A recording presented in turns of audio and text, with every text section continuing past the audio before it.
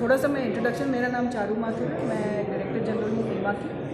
और ईमा जो है इंडिया की लार्जेस्ट एसोसिएशन है, मतलब only association electrical manufacturers, electrical equipment manufacture, यानी पावर इक्विपमेंट में जो भी लगता है वो ट्रांसमिशन लाइन और केबल और कंडक्टर्स और बॉयलर्स वगैरह से लेकर के मेरे ख्याल से डोमेस्टिक इक्विपमेंट तक हमारा सारा इक्विपमेंट है। हम लोग स्मार्ट सिटीज़ में आजकल तो सब जगह डिजिटलाइजेशन और IoT सब जगह चल गया है, हमारे इक्विपमेंट जो है अब सब जगह जाए। तो वी जस्ट थॉट कि आपसे एक थोड़े से मुलाकात हो जाए, क्योंकि आप लोग ईमा को नहीं जानते और हम यहाँ पे ईमा और इलेक्ट्रामा के बारे में बात करने आए। मैं सिंघवी जी से दरख्वास्त करूँगी थोड़े से, क्योंकि जस्ट देखिए, धन्यवाद आप लोग यहाँ आए आज।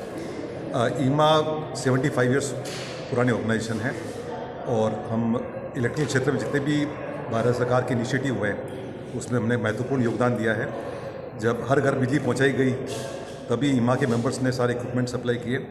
आज चाहे जनरेशन हो, चाहे ट्रांसमिशन हो, चाहे डिस्ट्रीब्यूशन हो, हमारे मेंबर्स के इक्विपमेंट लगे हुए हैं।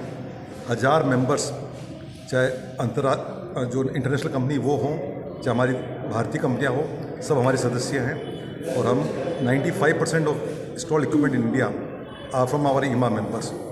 और जो कन्वेंशनल टेक्नोलॉजी के अलावा जो नई टेक्नोलॉजी है उस पर भी हम लोग काम करते हैं। जैसे चारू जी ने बताया, स्मार्ट ग्रिड, स्मार्ट मीटरिंग, इसके अलावा ऑटो डिक्लोजर, बहुत सारे इनोवेशन हो रहे हैं, वो भी हमारे यहाँ काम कर रहे हैं।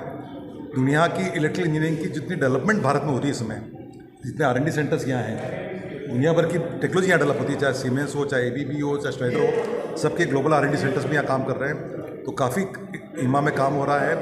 और सबसे बड़ा जो काम ईमा ने कर रहे हैं, हम भारत सरकार का जो विज़न था 2047 पे, उसमें जो प्राइम मिनिस्टर साहब का विज़न था अमृत काल का, उसके भी हम भारत सरकार के साथ काम कर रहे हैं।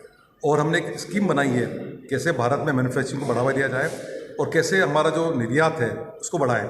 सो हमने एक टारगेट लिया हुआ है कि 2030 तक हमारा जो निर्यात है इलेक्ट्रिक इक्विपमेंट का वो $25 बिलियन होना चाहिए, एक्सपोर्ट जो होना चाहिए। उस पर हमारे सभी लोग काम कर रहे हैं।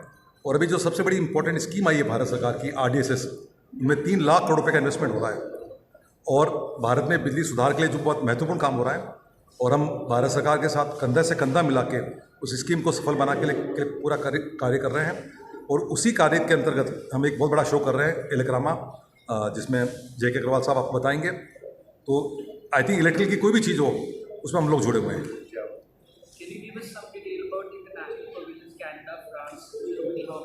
सर, तो ये थोड़ा सा आपको इलेक्ट्रा कम हो गया है। उसके अलावा जो घरों में बिजली बचानी, जो इंडस्ट्री में बिजली बचानी, जो मॉल में बिजली बचानी, हमारे मेंबर सारे प्रोडक्ट बनाते हैं जिससे बिजली की खपत कम होती है।